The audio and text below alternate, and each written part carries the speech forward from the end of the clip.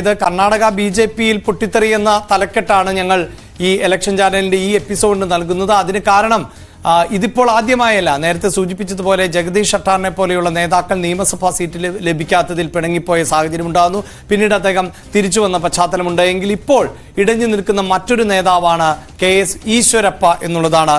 പ്രത്യേകിച്ച് ഈശ്വരപ്പ ഇങ്ങനെ വിമതനായി നിൽക്കുന്നു എന്ന് മാത്രവുമല്ല, യെദ്യൂരപ്പയുടെ മകൻ മത്സരിക്കുന്നിടത്ത് BY രാഘവേന്ദ്രൻ മത്സരിക്കുന്നിടത്ത് സ്ഥാനാർത്ഥിയായി രംഗത്തെത്തുന്ന സാഹചര്യം കൂടിയാണല്ലോ മുന്നിൽ കാണുന്നത്. അതെ, അദ്ദേഹം എന്താണെന്ന് വെച്ചാൽ ഈ KS Eshwarappa deputy chief minister ഒക്കെ ആയ തസ്തിക വഹിച്ചിട്ടുള്ള ആളാണ്. BJPയുടെ സംസ്ഥാന അധ്യക്ഷനായിരുന്നു. ഈ പറഞ്ഞ പോലെ ബെല്ലാരിയിൽ നിന്നാണ് അദ്ദേഹം വരുന്നത്. അവിടെ ABVP പ്രവർത്തകരായി വരുന്നു. അദ്ദേഹം പിന്നെ ഈ അടിയന്തരാവസ്ഥ കാലത്തൊക്കെ BJP അല്ലെങ്കിൽ അന്നത്തെ ജനസംഘം പ്രവർത്തകൻ എന്ന നിലയിൽ അറസ്റ്റിലായിട്ടുള്ള ആളാണ്. പിന്നെ അദ്ദേഹം ആദ്യം അവിടെ ഈ കർണാടകയിൽ KH ശ്രീനിവാസ് എന്ന് പറഞ്ഞൊരു ആരോഗ്യമന്ത്രിയെ ഇതേപോലെ മണ്ഡലത്തിൽ തോൽപ്പിച്ചാണ് ഷിമോഗയിൽ നിന്ന് അദ്ദേഹം തെരഞ്ഞെടുപ്പിൽ എത്തുകയും ഒക്കെ ചെയ്യുന്നത്. പക്ഷേ ഈ KS ഈശ്വരപ്പയ്ക്ക് സംഭവിച്ചതെന്ന് വെച്ചാൽ കഴിഞ്ഞ തെരഞ്ഞെടുപ്പിൽ ഒരു കോൺട്രാക്ടർ അവിടെ ആത്മഹത്യ ചെയ്തല്ലോ, സന്തോഷ് പാട്ടീൽ. അപ്പോൾ അദ്ദേഹം തന്നെ ഈ സന്തോഷ് പാട്ടീലും ഒരു ഹിന്ദു അനുകൂല സംഘടനയുടെ ഒരു നേതാവാണ്. ഹിന്ദു വാഹിനി എന്നോ എന്തോ ഒരു സംഘടനയുണ്ട്, അതിൻ്റെയൊക്കെ ഒരു നേതാവാണ്. അപ്പോൾ ഈ സന്തോഷ് പാട്ടീൽ ഇത് BJP നേതൃത്വത്തെ അറിയിച്ചു, തന്നെ ഈ കമ്മീഷൻ വേണം എന്നാവശ്യപ്പെട്ട് അദ്ദേഹം ഭീഷണിപ്പെടുത്തുന്നുവെന്നും. അങ്ങനെയാണ് ഈ വലിയ വിവാദം തന്നെ. ഈ കമ്മീഷൻ സർക്കാർ എന്നും പറഞ്ഞാണല്ലോ ക്യാമ്പയിൻ കഴിഞ്ഞ തവണ കർണാടക അസംബ്ലി ഇലക്ഷനിൽ ഉണ്ടാകുകയും കോൺഗ്രസും തിരിച്ചടിയാകുകയൊക്കെ ചെയ്തു. അതൊക്കെ ഈ ഈശ്വരപ്പയുടെ ഭാഗത്ത് നിന്നുണ്ടായ ചില വീഴ്ചകളുടെ ഫലമാണ് എന്നാണ് പാർട്ടിയുടെ ഒരു വിലയിരുത്തൽ.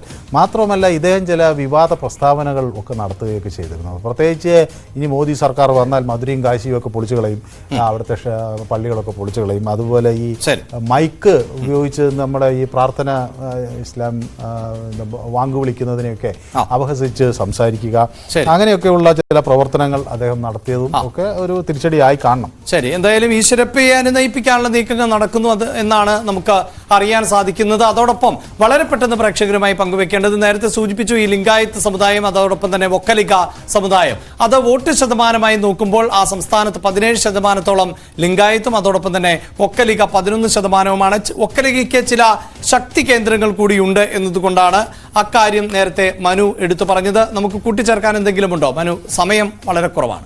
അതെ, ഈ രണ്ട് സമുദായങ്ങളും അവർക്ക് ഒരു പ്രാധാന്യം എപ്പോഴും കിട്ടണം എന്ന എല്ലാ ഘട്ടങ്ങളിലും തെരഞ്ഞെടുപ്പിൽ പറയാറുണ്ട്. അതുകൊണ്ട് ഈ സദാനന്ദ പോകുന്ന ഒരു പശ്ചാത്തലത്തിൽ BJP ഈ ഇതിൽ തന്നെ ഈ ഒക്കലികയിൽ തന്നെ 3-4 വിഭാഗങ്ങളുണ്ട്. മൊറാസു, അതുപോലെ കുഞ്ചിറ്റിക എന്നൊക്കെ പറഞ്ഞിട്ടുള്ള വിഭാഗങ്ങളുണ്ട്. അപ്പൊ ഇവരെല്ലാം പ്രീണിപ്പെടുത്തിക്കൊണ്ടുള്ള ഒരു ലിസ്റ്റ് ആയിരിക്കും ഇനി വരിക എന്നതാണ് അവിടുന്ന് മനസ്സിലാകുന്നത്.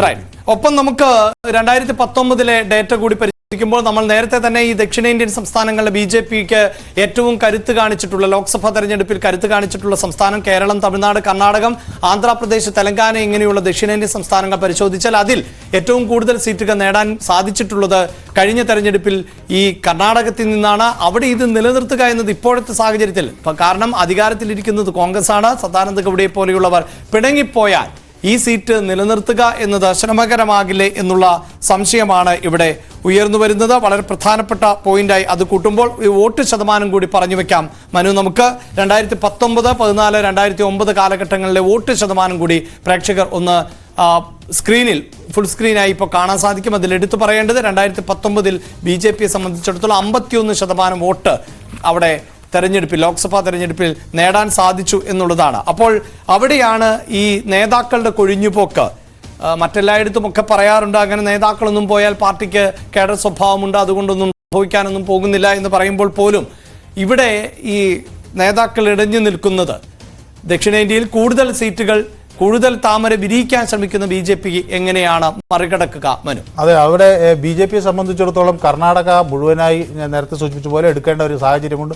അതിനുള്ള സാധ്യതയും വോട്ട് ബേസും എല്ലാം ഉണ്ട്. അവിടെയുള്ള ഈ പടലപ്പിണക്കങ്ങളും ഈ തർക്കങ്ങളും ഒഴിവാക്കി BJPക്ക് അത് മുന്നോട്ട് കൊണ്ടുപോകാൻ കഴിഞ്ഞാൽ മാത്രമേ അത് സാധിക്കുകയുള്ളൂ. അപ്പോൾ കോൺഗ്രസിനും പക്ഷേ കഴിഞ്ഞ നിയമസഭാ തെരഞ്ഞെടുപ്പ് വലിയ ആത്മവിശ്വാസവും ആവേശവുമാണ് നൽകുന്നത്. കാരണം അവിടെ കാര്യക്ഷമമായി പ്രവർത്തിച്ചാൽ കർണാടക തിരിച്ചുപിടിക്കാൻ കഴിയും എന്ന് കോൺഗ്രസ്. അതായത് ഈ 51% 2019 നേടിയെങ്കിൽ കഴിഞ്ഞ നിയമസഭാ തെരഞ്ഞെടുപ്പിൽ വലിയ മുന്നേറ്റമാണ് കോൺഗ്രസ് നടത്തിയത്. അവിടെ 224 അംഗ സീറ്റിൽ 135 സീറ്റുകൾ നേടാൻ പിന്നെ കോൺഗ്രസിന് കഴിഞ്ഞു. 134 ഒരു സ്വതന്ത്ര അല്ലെങ്കിൽ SKP എന്ന് പറയുന്ന പാർട്ടിയുടെ നേതാവ് എന്ന നിലയിൽ അവരും SKPയുടെ ഒരു സീറ്റും പിന്നെ കോൺഗ്രസിന് കിട്ടി. BJPക്ക് 66 ഇടത്തെ വരാൻ കഴിഞ്ഞുള്ളൂ. 134 കോൺഗ്രസ് ജയിക്കുമ്പോൾ 64 മാത്രമേ അസംബ്ലിയിൽ BJPക്ക് വരാൻ കഴിഞ്ഞിട്ടുള്ളൂ. അതേസമയം ജനതാദളിന് 19 സീറ്റുകളിലുമേ വരാൻ കഴിഞ്ഞിട്ടുള്ളൂ അസംബ്ലി തെരഞ്ഞെടുപ്പിൽ. അപ്പോൾ ഇത് ഒരു കോൺഗ്രസിന് വലിയ ആത്മവിശ്വാസം നൽകുന്ന ഒരു രാഷ്ട്രീയ സാഹചര്യത്തിലേക്ക് വഴിവെക്കുമോ എന്ന ആശങ്ക BJP കേന്ദ്രങ്ങളിൽ ശക്തമാകും. തീർച്ചയായും ദക്ഷിണേന്ത്യൻ സംസ്ഥാനങ്ങളിൽ കൂടുതൽ മണ്ഡലങ്ങളിൽ എങ്കിലും വിജയമുറപ്പിച്ചാൽ മാത്രമേ BJP അവകാശപ്പെടുന്ന 370 എന്ന സീറ്റും ഒപ്പം NDA 400-ൽ അധികം എന്നതും യാഥാർത്ഥ്യമാവുകയുള്ളൂ എന്നത് പൊതുവെ വിലയിരുത്തപ്പെടുന്ന ഒന്നാണ്. അവിടെ കർണാടകത്തിൽ കഴിഞ്ഞ ലോക്സഭാ തെരഞ്ഞെടുപ്പിൽ BJP ഏറ്റവും അധികം സീറ്റുകളിൽ വിജയിച്ച ദക്ഷിണേന്ത്യൻ സംസ്ഥാനമാണ്. ആ സംസ്ഥാനത്താണ് BJPക്കുള്ളിൽ പ്രധാനപ്പെട്ട നേതാക്കൾ ഇടഞ്ഞു നിൽക്കുന്നത്. അത് എങ്ങനെ പരിഹരിക്കും BJP? പരിഹരിക്കാനാകുന്നില്ല എങ്കിൽ കോൺഗ്രസിലേക്ക് പോകുന്ന നേതാക്കൾ എത്രത്തോളം ക്ഷീണം ചെയ്യും BJPക്ക് എന്നത് തെരഞ്ഞെടുപ്പ് ഫലം വരുമ്പോൾ മാത്രമേ അറിയാൻ സാധിക്കുകയുള്ളൂ.